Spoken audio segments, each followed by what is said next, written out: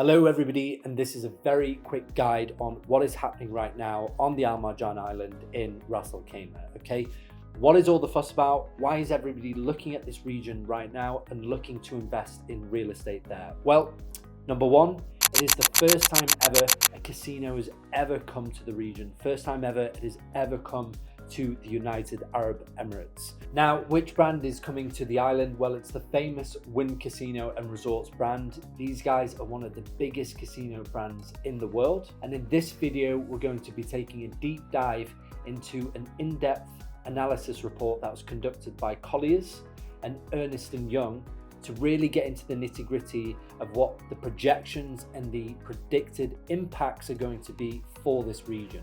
Now, ever since the Wynn brand was announced and they are under construction, you've had a lot of worldwide major brands also announce their projects on the island. You've got brands such as Nobu Residences, Nikki Beach, Ushuaia from Ibiza, JW Marriott, W Hotels, Rixos. And then of course, you've got a lot of major regional developers from the UAE, such as Damac Properties, building their Shoreline project, Imar building their Address project, Ellington. So you've got many major brands here who are now developing and have projects under construction on the island. So for the next 3 to 5 years, we're going to see this island transform into a major entertainment and tourism destination. Now let's take a look at the actual Wynn Resort, what it's going to look like and what it's going to include. Okay, so it's going to be 1,542 hotel keys. There will be 24 dining and lounge experiences and over 40 luxury retail stores. It's also going to have a harbour where boats and yachts can park up. So we're not just talking about a hotel here or a block of apartments. This is going to be what's called an integrated resort. This is a huge mixed-use development. And just to put this into perspective, this project is going to cost over $5 billion US. Now, a comparison of that, let's take the Royal Atlantis, a major project with its own rights, globally recognized brand. This was a huge deal in Dubai. This project costed at $1.4 billion US. So to compare that $1.4 billion US with this $5 billion US, this should really give you perspective of just how large this project is set to be. Now let's have a deep dive into this Colliers and Ernst & Young report that was done on the impact of an integrated resort. Okay, so what is the impact on tourism levels when an integrated resort comes into an area? So in this report, they've assessed Singapore, they've assessed Macau, and they've assessed Las Vegas. So let's take Singapore here. We can see on the chart here that in 2010, when the Marina Bay Sands and Resorts came into the region, we had a shift of 19.6% increase in tourism levels. Okay, in 2011, when Universal Studios came in, we can see a further increase of 13.79% in tourism levels. And again in 2012, with Gardens by the Bay, a shift of 9.85% in tourism levels. Let's now take a look at Macau.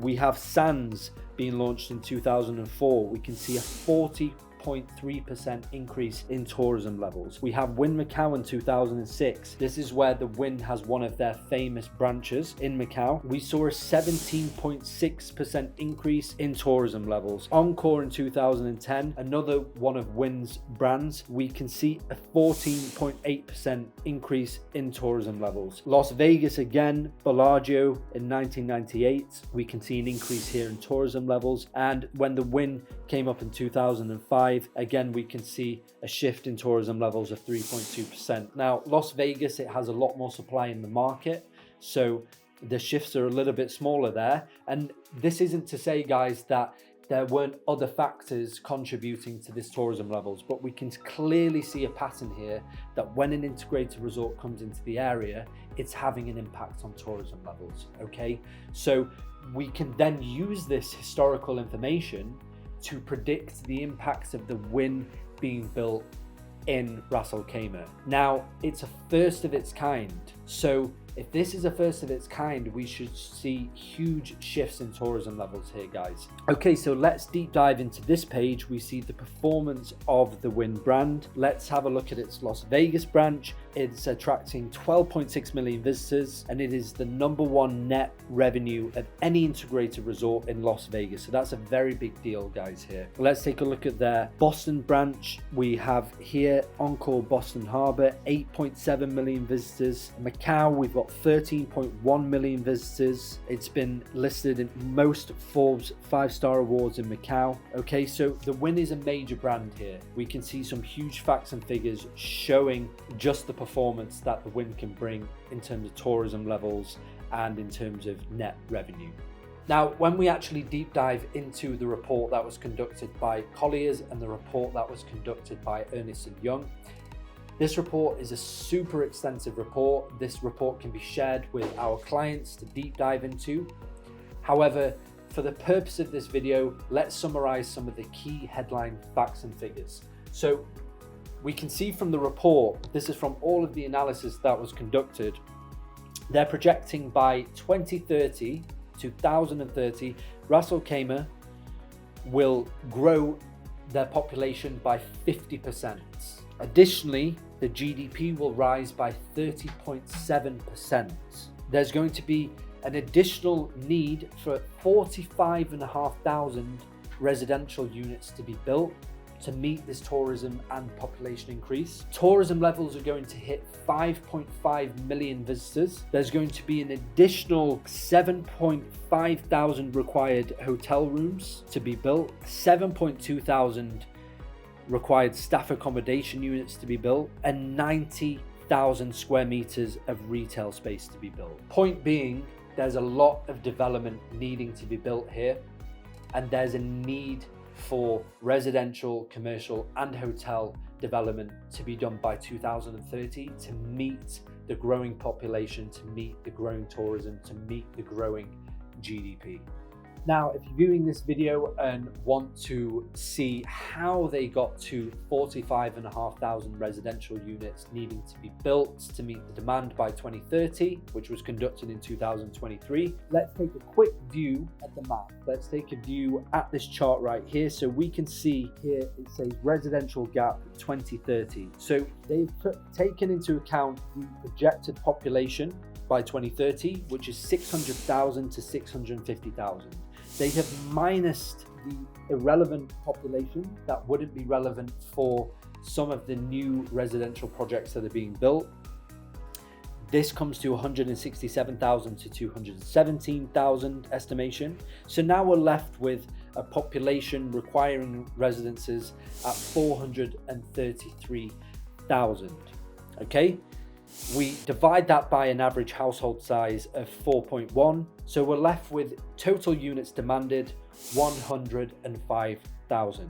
Now let's take a look at the supply. We have an existing relevant supply in RAS Al KHAIMAH of 57,000 units. This was in 2023. And the number of units in pipeline that was announced at this stage was 2,500. So the number of units supplied therefore equal 59,500 units. So we minus 59,500 from the total units demanded of 105,000, and we're left with a market gap opportunity of 45,500 units. Okay, now me looking at this research, let's be extra conservative and let's take this 45,500 units figure.